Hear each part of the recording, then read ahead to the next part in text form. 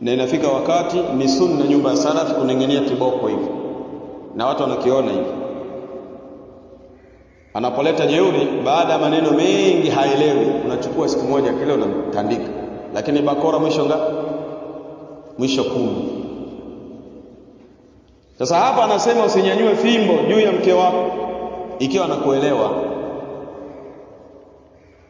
wala usinyanyue fimbo juu ya mtoto wako ikiwa anakuelewa. Haelewi, unanyanyua fimbo. Mwisho ngapi? Mwisho 10. Tandika.